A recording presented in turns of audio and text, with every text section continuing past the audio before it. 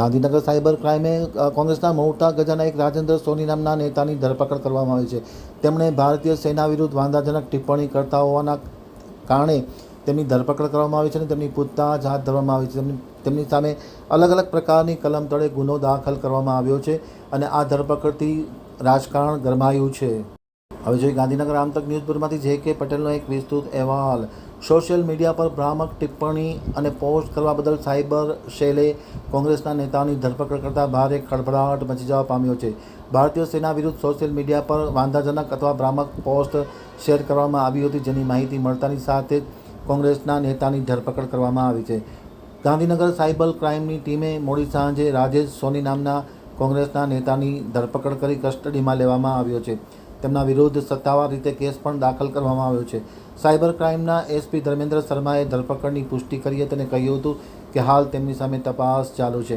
Police રિપોર્ટમાં સ્પષ્ટ ન હોવા છતાં આ કલમો સામાન્ય રીતે આવા કેસમાં લાગુ કરવામાં આવે છે. આઈટી એક્ટની કલમ 66A, 66AF, ભારતીય દંડ સંહિતા આઈપીસી કલમ 124A, રાજદ્રોહ, 505 જાહેર ઉપદ્રવ પેદા કરતી અને વસ્તુઓનું પ્રકાશન કરવા સહિતની કલમો દાખલ કરવામાં આવી છે.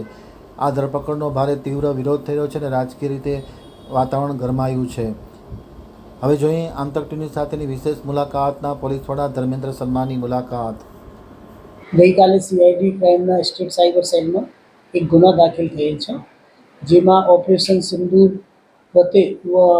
સિંદૂરના લાગતી અને સેનાને લાગતી એટલે ખોટી ટિપ્પણી કરવામાં આવેલ છે.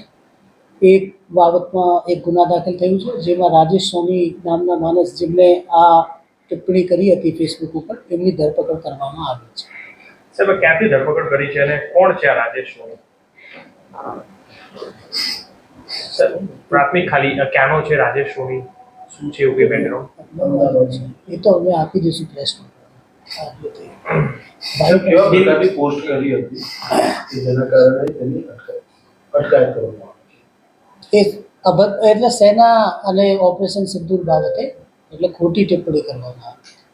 એક આક્ષેપ કોંગ્રેસનો એ છે કે સરકારના દબાવમાં રહીને સાયબર ક્રાઇમે આ ખોટી રીતે રાજકીય ધરપકડ કરી છે. આ અંગે તમે શું કહો? એમનું એવું કહેવું છે કે સેના અથવા તો ઓપરેશન સિંદૂરને વખોડે એવી કોઈ